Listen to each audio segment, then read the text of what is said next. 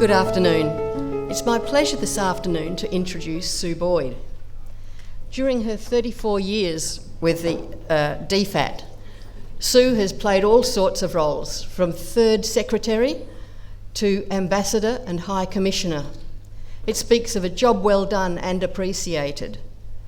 It seems like a list of postings in all the best places you can find around the world, particularly at the moment when I'm quite envious of all that travel. Sue talks about being involved in what's going on rather than the list of places, and of getting to know people and understanding why they make the choices that they make. It makes a great story, and Sue's here to tell us about it. Would you please make Sue welcome?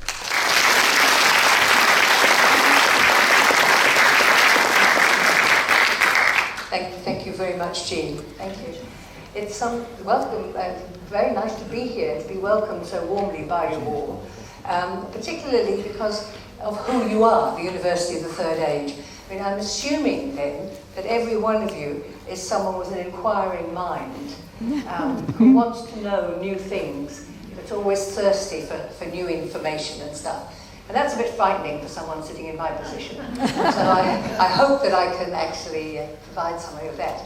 The reason I've been asked, I think, to talk is I've just published my book, which is called Not Always Diplomatic.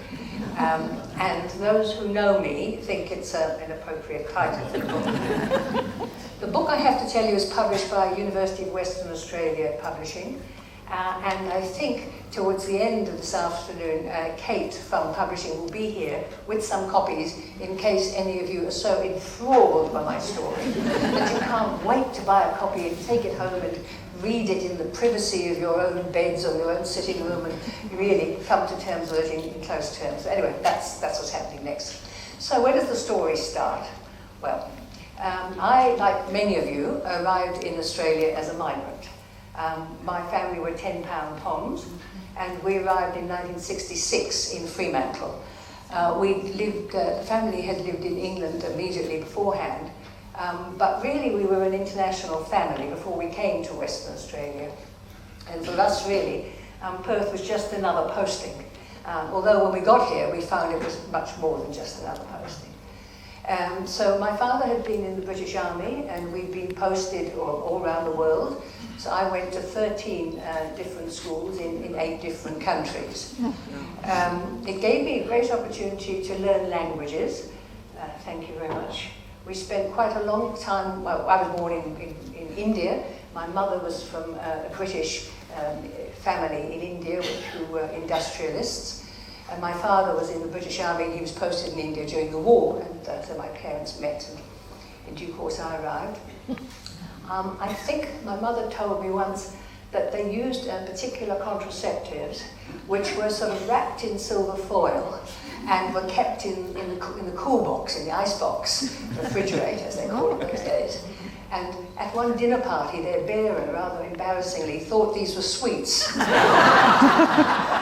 brought them out on the table for the guests, and my mother had to quickly put them away again. It's quite clear that at least one of these didn't work, because I appeared. And so when I was 6 months old, my father was posted out of India. It was the end of the war, 1946, and he was posted to Germany, which was just immediately after the war. And so my father was part of the occupation forces in Germany just after the war. And there were no quarters then for families, so that people just went without their families. So my father very cunningly parked my mother and me, I was then 6 months old, parked us with his mother in Ireland. My father comes from Ireland. And my mother, having been brought up in India, had no idea about household management, or cooking, or cleaning a house, or looking after a child, or changing a nappy, or singing babies to sleep. All that had been done by other people. I mean, my mother told me afterwards, I had this wonderful Bengali ayah when we were in Calcutta, and she used to sing me to sleep with a wonderful Bengali lullaby. And I'm going to sing it to you now. I've had some competition just in front of me, so I hope you'll excuse me, but it goes, Nini Baba Nini Makan Moti Chiniya, which means, "Go to sleep, my baby, bread and butter and sugar." So my mother remembered that and taught it to me, so those were the first words of a foreign language that I heard, apart from English. But in Ireland, so we were in Ireland for a year with my grandmother, and in that time my grandmother was a wonderful teacher, and she was a very talented woman. She could cook, she could preserve goods, she could garden, she could sew, she could manage staff. My grandmother was a paragon, and she taught my mother all those things. So by the time it was time for us to go, we had a quarter in Germany, and we were able to go and join my father. So my mother could then do all those things and could cook a passable dinner party as well. So she'd learned quite a lot from my wonderful grandmother. So we had 3 consecutive postings in Germany just after the war, and that gave me a great opportunity to learn German. So I actually grew up bilingual in German and English because it was immediately after the war, and there was a policy amongst the British, who were the occupying force in our area of Germany, to help grow the German economy as much as possible. And by doing that, it's by employing as many people as we could employ. So we were providing income and support for a lot of German families who were pretty poor by the end of the war. So my army life for an army wife was quite social. There were lots of things that my mother was expected to do. She worked with displaced people. There's people who were displaced from Eastern Europe during the war, who were housed in army barracks and camps in Germany. And so they required quite a lot of care and attention, and my mother was involved with that as a volunteer. But there were also other social things she had to do. And my father was, of course, at work all the time. And so we were really in the house with the people who were paid to run our house. So I had a nanny of my own. I had a brother and sister who were twins. The twins had a nanny of their own. We had a housekeeper. We had a cook. We had a gardener. And we had a man whose job it was to stoke the radiators, the boiler that kept the radiators going, which was coal-fired, stoke the coal, and also to clean away the snow in the winter. So we had quite a lot of people who were hanging around our house while we were little children. And of course we chatted to them and learned from them.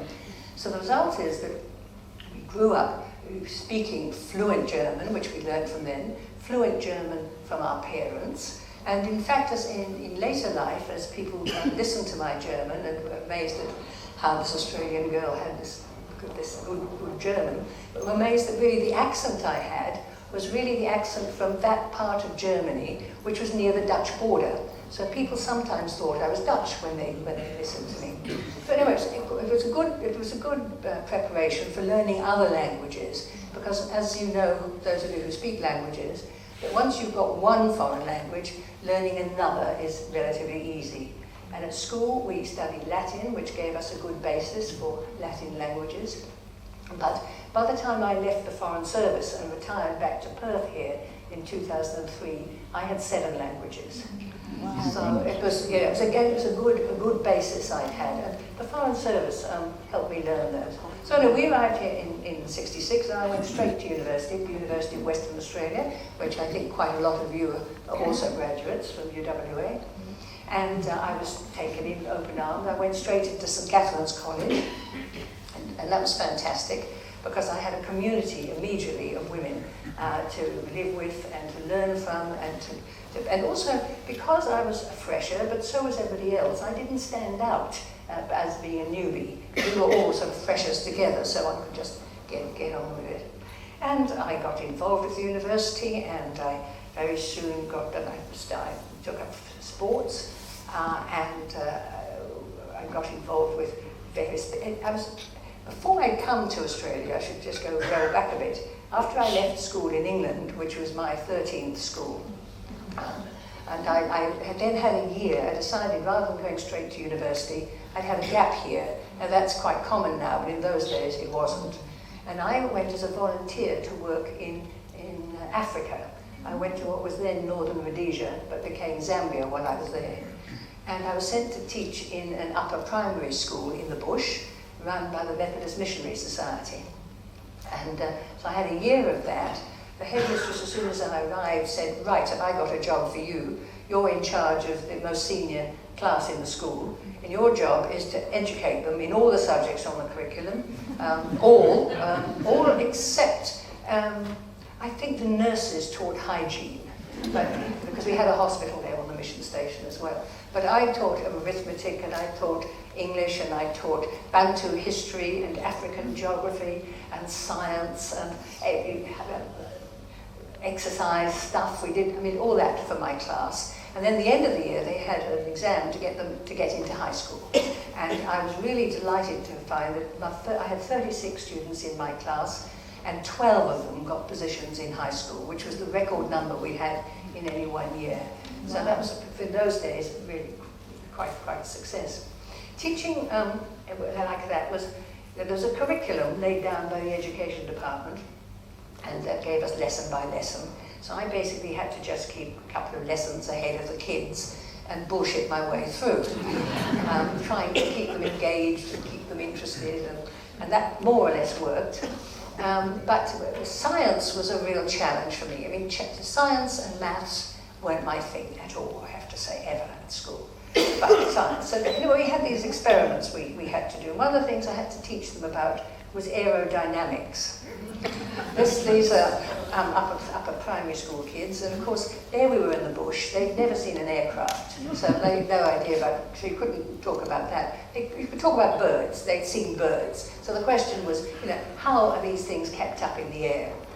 So the curriculum said that what we should do is we should make kites.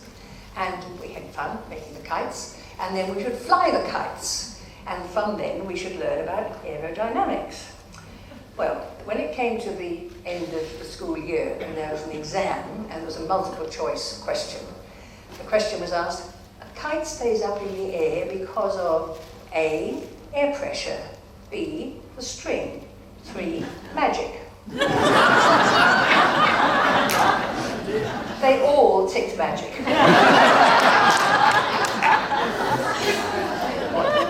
Then I was supposed to teach them about how air expands when heated. We had no equipment really, so we had a bucket of water and an empty bottle, and we had a little spirit lamp.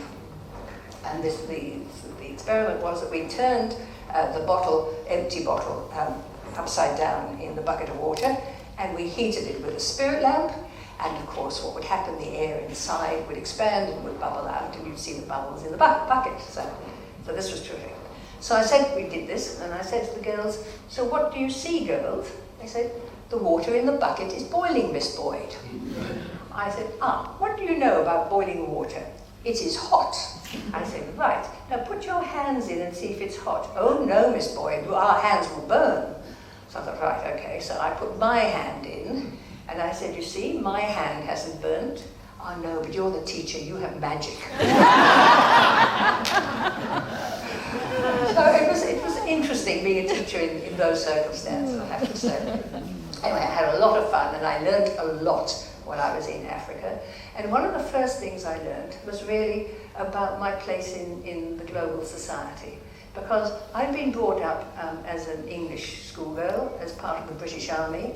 I'd been brought up in that sort of English class whose job it is we're born to rule. My job was really to be of service. I had to be of service because I was better than anybody else. And I was better than anybody else because I'd been educated, and because I spoke English, and because I was a member of the Church of England. And for all those reasons, I was an inherently superior person. And so, therefore, when I went to Africa, my job was to help these poor, benighted little black African girls. So that's frankly what I had in my head when I went off. But of course, when I got there, I found things were actually a bit different. And the most important thing that happened is I met a woman called Inongiwina, who was an African woman who was very highly educated. She was in Zimbabwe's first delegation to the United Nations. She was the head of the Young Women's Christian Association. She knew everybody in the world. And I recognized immediately this was a woman who was inherently superior to me and was black. Wow. And for me, this was really quite a cultural shake-up. And really, my whole life from there on changed, and my attitude to people changed, my evaluation of myself changed. It was one of the really most important life lessons that I had. So anyway, I came back, then I came to Australia and went to uni and got involved in student politics because I was older than most of the other freshers and I'd done things, I had some experience.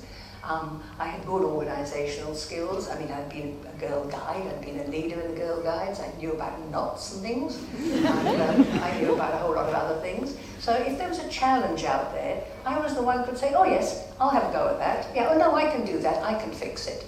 And so I inexorably got drawn into student politics at uni.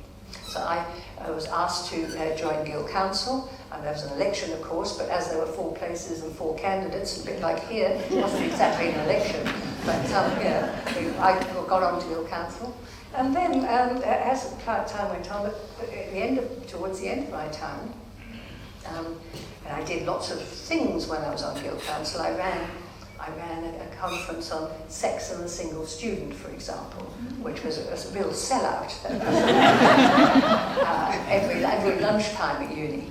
And I'd done that because, and this is very sad to tell you about, but when I was at St Catherine's, a friend of mine who left St Catherine's got pregnant and had a backyard abortion and died. Oh. And in those days, as you may remember, there was no legal abortion. And so that had been her path.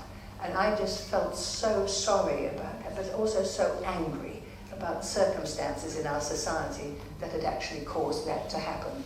And I was talking to my doctor, Netherlands, and she said, you know, you'd be surprised at how many students are really ignorant about sex. She said, you're all intelligent, highly educated individuals, but sex is something you really don't know anything about. And it's dangerous, and you ought to know.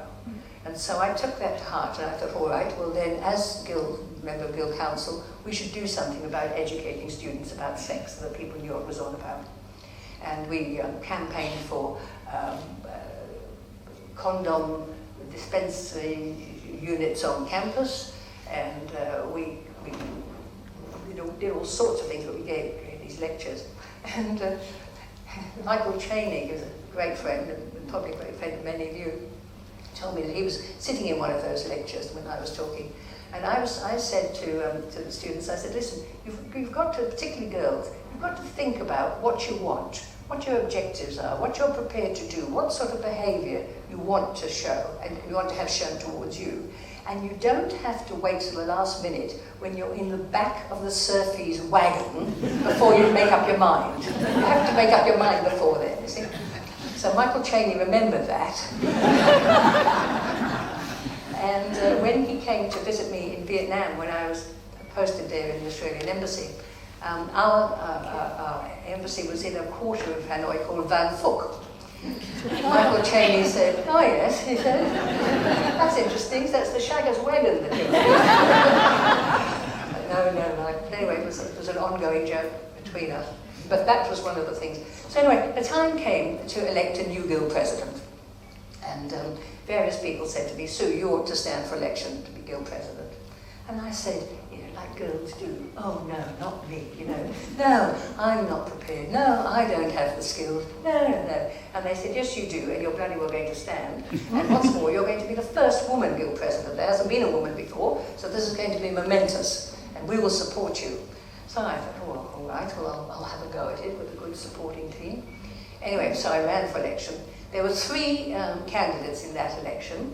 There were 2 very good men standing. One was Kim Beazley, who was president of the Labour Club at that time, and also he was the son of a very well-known Labour Party federal politician, and well known around the place, but clearly party political identified. Made it easy to discredit him because students at that time didn't want anybody who was party political as the Guild president, so that was what he disposed of him.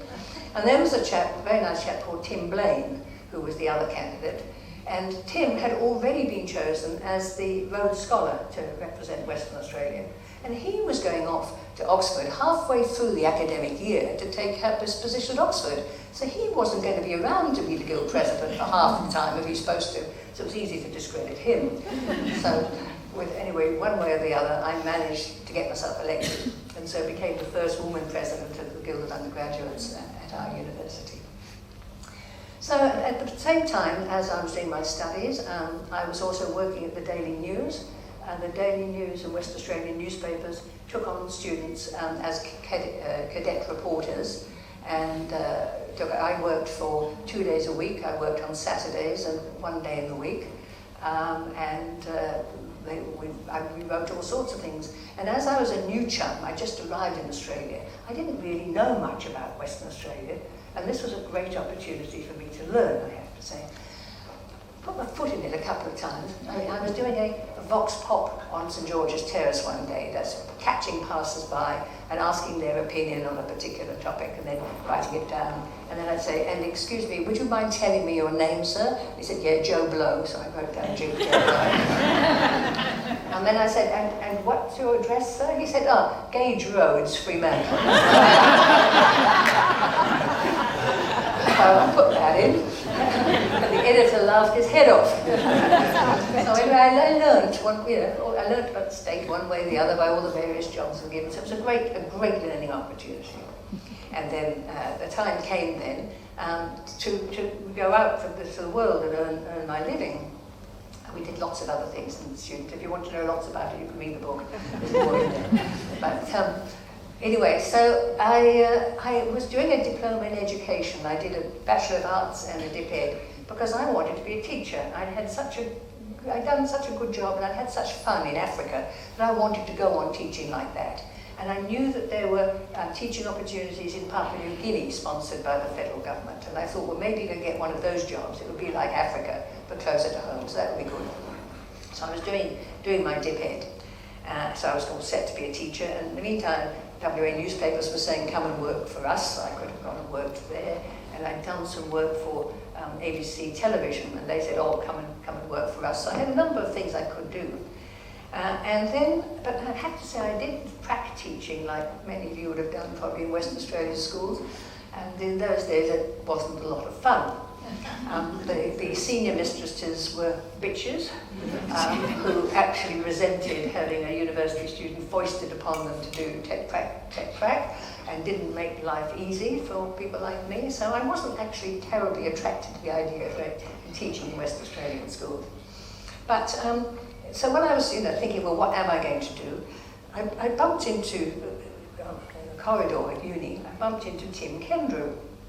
His father was the governor at the time, and he was very excited. And he said, "Oh, Sue," he said, "I've been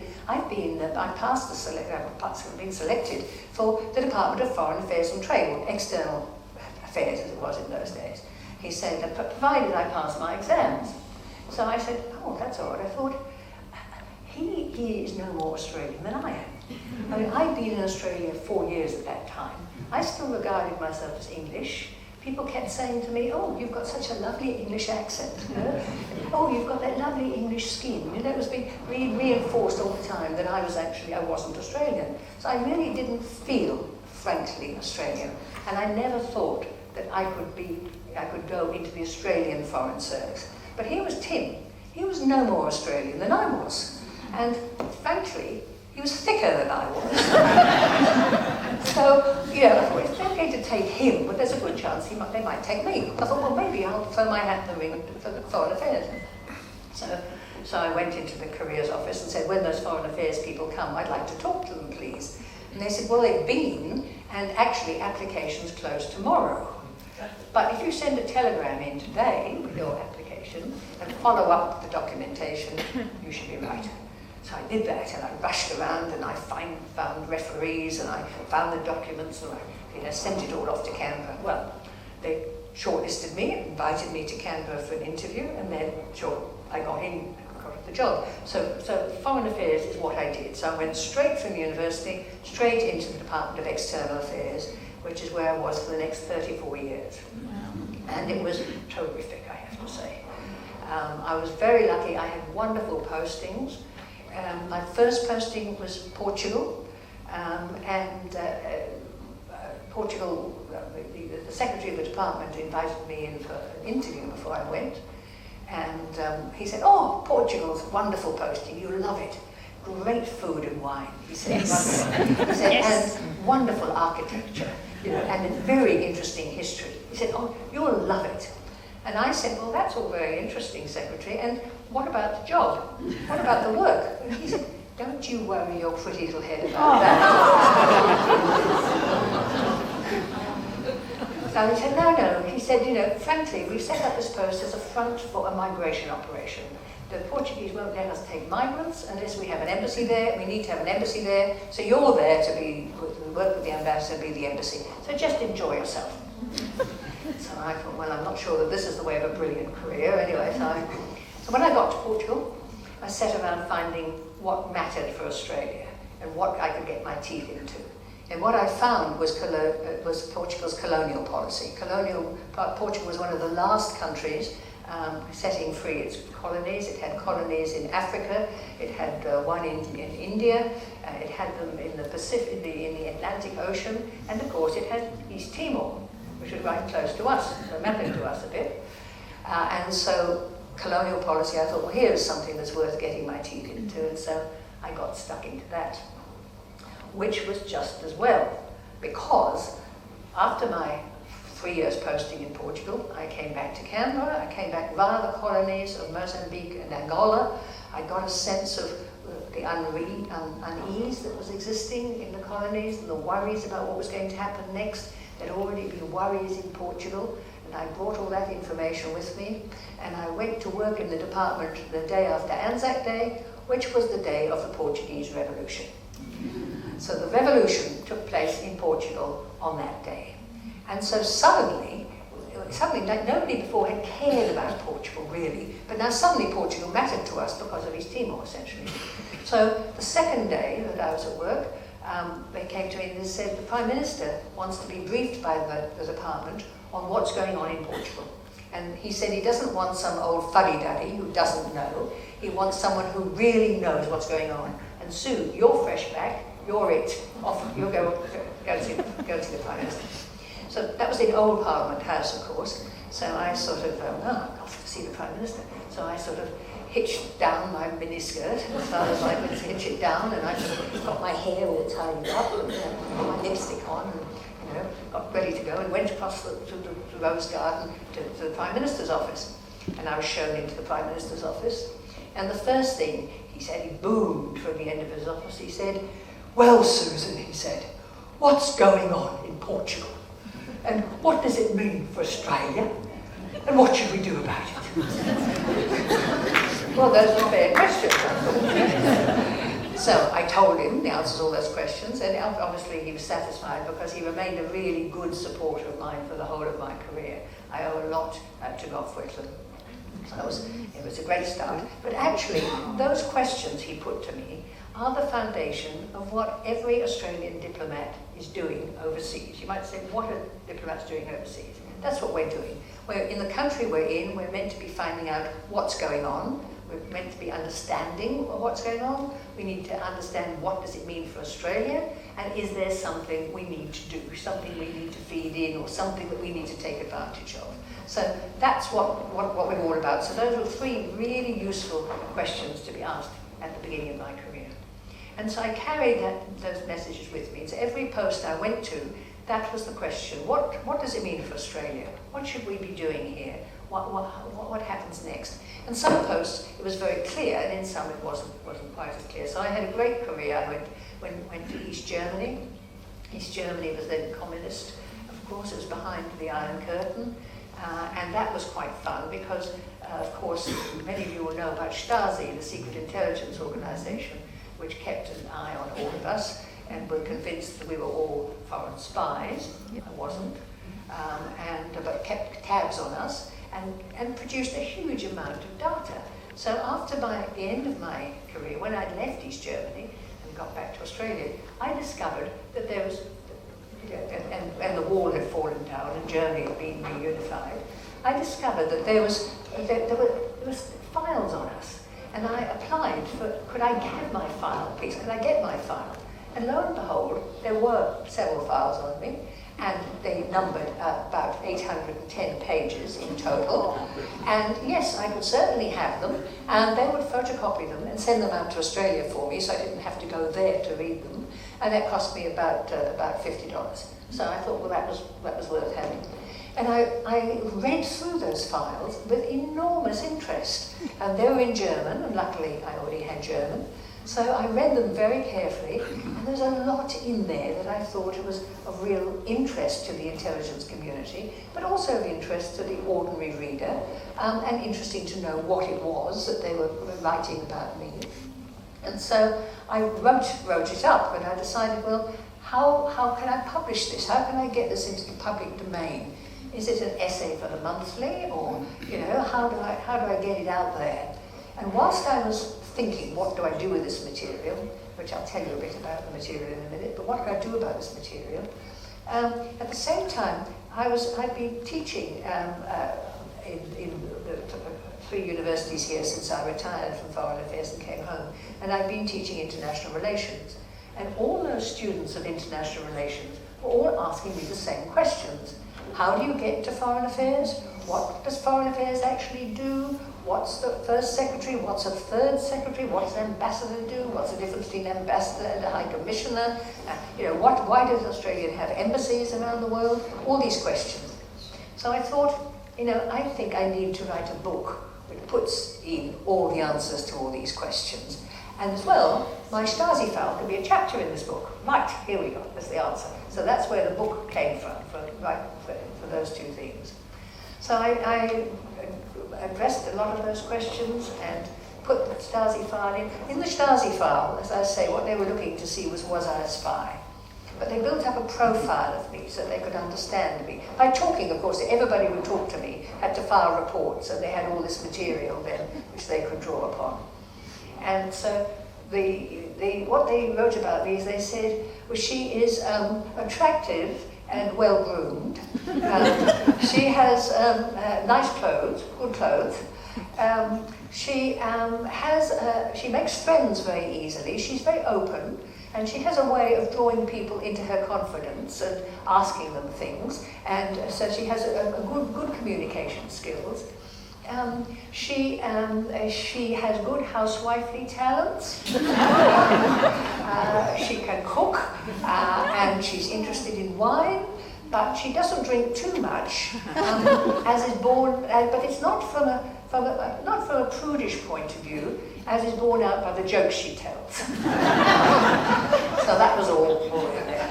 So it's amazing. And I didn't realise till I read the file that every time I went out of Berlin and I went into the countryside to another town, I was being trailed. They had someone trailing me, and I wasn't aware of it. They did it very well. But of course, the reports they wrote on what they were picking up were a fascinating reading, because I wasn't up to anything really, but they recorded it all. One stage I went for a picnic with some friends. It was down a narrow path into a forest. And first of all, they tried to track me. They tracked me from the moment I hit the town. They said at 7:30 she arrives at the edge of the town. 7:35 she arrived, and she arrives at the hotel, but she has gone the wrong way down a one-way street twice. Shows that she doesn't really familiar with the town. Anyway, then they follow me out, and then somehow or other, then I'm going down this narrow path with my friends into a clearing in the forest, and I put down a rug. This thing is making a noise because it's caught on if I push it over here, it might be better. Let's see if that's better. Yeah, better.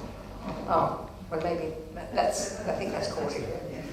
So they go down the path, I'm with my friends, and they can see, I don't know, I never saw anybody watching me, but they were obviously watching me either with a very powerful telescope or very close, because they could identify exactly what we were eating, including the brand of wine we were drinking. Wow! With the name written on the label.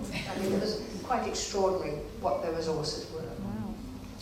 So East Germany was interesting, interesting work, interesting time to be there. I had a very good ambassador there, and I had lots of freedom to operate.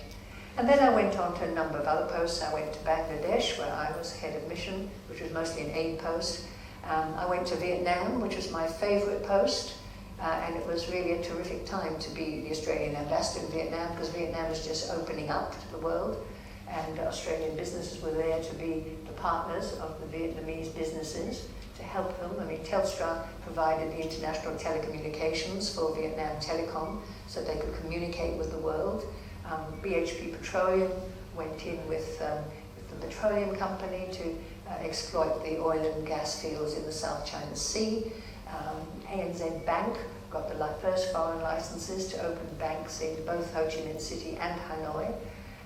There were Australian companies who were really clever and really swift moving, and they worked extremely well. So it was a very good time to be Australian there.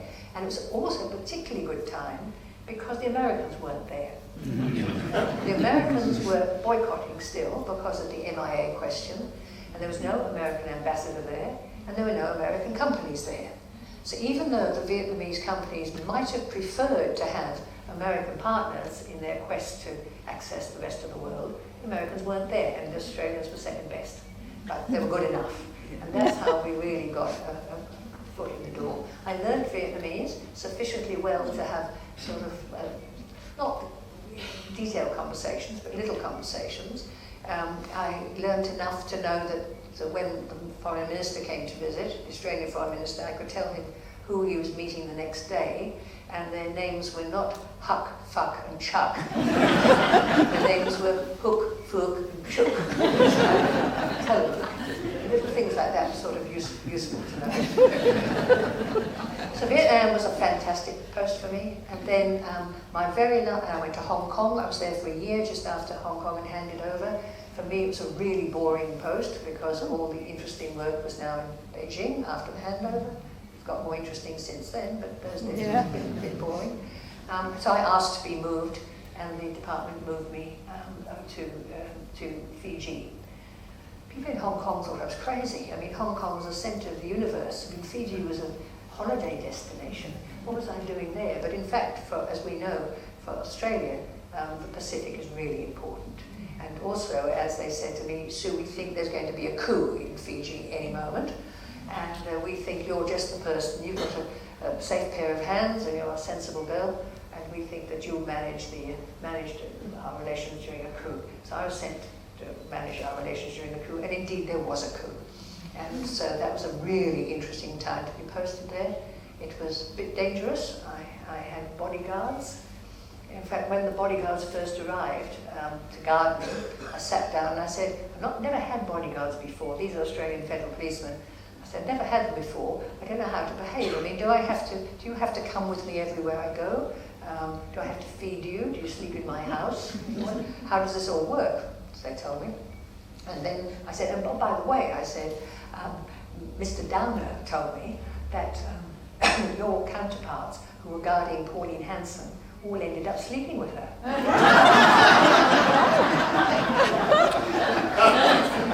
And the head of my protection squad drew himself up and said, High Commissioner, I am very disappointed that Mr. Downer is still retelling those stories. He says those rumours were around and were thoroughly investigated and were found to be without foundation. I should know. I was head of the Pauline Hanson Protection Squad. Not always diplomatic, as they say. So anyway, so that was it. I could go on talking for an hour or so, but I think that I've got to give you time for questions. Thank you, Sue. I think we'll all agree.